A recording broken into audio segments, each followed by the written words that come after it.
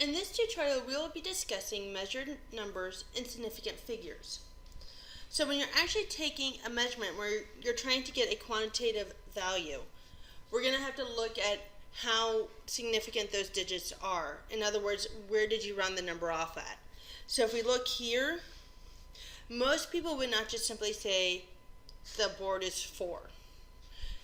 Because it's a little bit past 4, but it's not quite till 5, so usually they would probably say more like 4.5. So where that measurement is, where that estimation is actually important in science. The measured number are numbers obtained when you measure the quantity such as height, weight, or temperature. To write the measured number, you first look at all the marked lines. You figure out how much each of those are worth, how much each increment is worth. So is each increment worth 0.1? Is each increment worth 0.5? That's something that you're going to have to determine. And then you're going to estimate the very last number between those marks. Use the estimated number and the final number in your measured number. So when we start talking about a quantity that's been measured, like the mass, or you're looking at the length of something, that last number that's always written is always going to be estimated. So if we look here, here's 4, here's 5. It is right between, in the middle, between 4 and 5. The distance between 4 and 5 is just 1. You count how many notches there are, and then you divide it by the distance. So here, there's only 1 notch because it goes 4 to 5, and it's measured by 1. So these are done in ones. So to go 1 past that estimate. So the ones value is where the measured value is going to be. We're going to estimate the tenths place. That's how you know those two match up. The next one, if you look here, there's actually 9 increments there. There's 9 dashes. The next one makes it 10. So in this distance, 1 is from 4 to 5. There are 10 increments. So 1 divided by 10 is 0.1. So we're going to go out to at least the tenths place here. So anything before the tenths place, this is all precisely measured. Then we're going to estimate to the tenths place.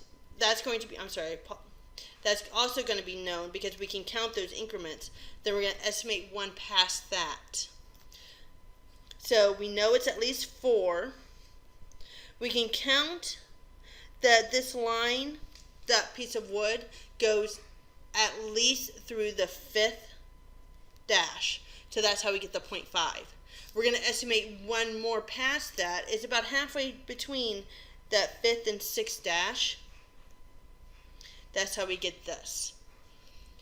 This one and the 4 and the 4 and the 5 are actually measured. You can actually count how many there are. This last 5 here is estimated. Now let's say you have a situation like this last one, that 3 is right on that line.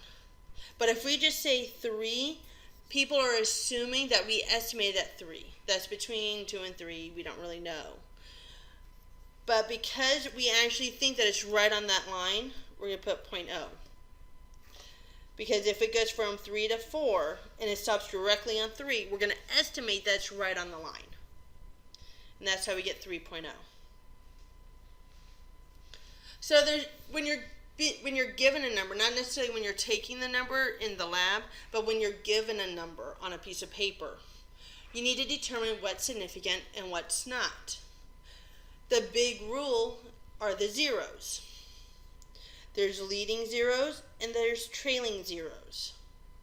The leading zeros, what we're talking about, is 0.000896, something like that, or 0.52. These zeros lead up to the non-zero number. That's why I refer to them as leading zeros. Those do not count when we're trying to figure out how many significant figures there are. So there's 3 significant figures here There's two significant figures here because this is a leading zero and it doesn't count. Now with trailing zeros, those are the zeros at the end. So 1300, those zeros are at the end. 15.00, those zeros are at the end. Those are two totally different situations here. And those are without and with a decimal. So the first one does not have a decimal, but the second one does. When it does not have a decimal, those zeros do not count. So there's only two significant figures here. The second one, 15.00, because you actually see a decimal written, these zeros do count. I'm going to give you one more example. Let's say we have 130, let's do something else, 0.01300. Leading zeros never count, so those don't count. Trailing zeros only count if you have a decimal. Here's the decimal.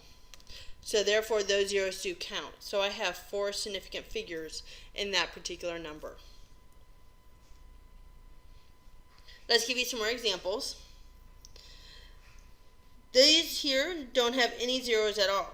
So 4.5 has 2 significant figures. 122.35, there's no zeros there, so they all count, so there's 5. Whereas if we look here, that zero's at the end, but you see a decimal. Because you see a decimal, that's why there's 2. That zero there is at the end, and you see a decimal. That's why there's 3. If I look down here, those zeros in front don't count. So I only have 1 significant figure in there. Whereas the next one, I have 2 because those 2 zeros at the beginning don't count. If you don't have a decimal, there's only 2 significant figures there because the zeros at the end don't count. And the next one only has 3 because these zeros here don't count. Once again, it all depends on whether or not you have a decimal. So sometimes it's kind of hard to write a number that should be significant, but it's a zero, so it would typically get thrown off. Like, for instance, if it was 300 and you need 2 significant figures there. In that kind of a situation, you have to use scientific method. So, for instance, if I want that zero to count, I can put 3.0 because now there's a decimal there and that zero now counts. But I have to tell people that I moved that decimal. So it's 3.0 times 10. I move the decimal twice to get it into the appropriate scientific notation. So now both of those zeros count, but that last zero still isn't there. So you use scientific notation when you need zeros to count, yet there's no way to do it otherwise. So let's try some practice. Identify the significant and non-significant digits, non-significant zeros, in each of the following numbers, then write it in the correct scientific notation. So when I'm looking here at A, the zeros in front do not count, because zeros in front never count. However, the zero on the back does count because of this decimal here. So to put it in scientific notation, 2.65, I want that zero there because it counts, times 10. Notice it's starting off with a really small number, and I want it to move to a big, and I'm moving the decimal to make the number bigger. 1, 2, 3. -3. When I move the decimal to the right, it turns into a -3. I like to think of it as size. So if it's a small number that makes it appear bigger, it's going to be negative. If it's a big number that I'm trying to make smaller, it's going to be a positive. And this one, 43.026, that zero is in the middle, and so there's not going to be any kind of change there. All of those numbers count, so all 5 of those count. So 4.3026, because they all count, times 10 to the first.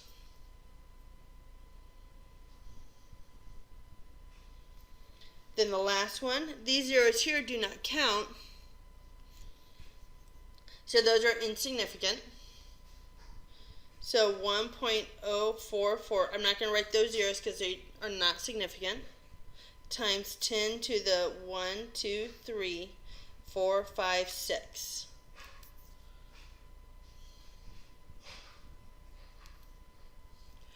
Now, there are situations in which there's an infinite amount of significant figures and you don't even have to count them. Those situations include counting and definitions. So, doesn't matter how big the cookies are, you're going to end up counting the cookies. Doesn't matter how many decimals you have there, 1,000 grams will always equal 1 kilogram.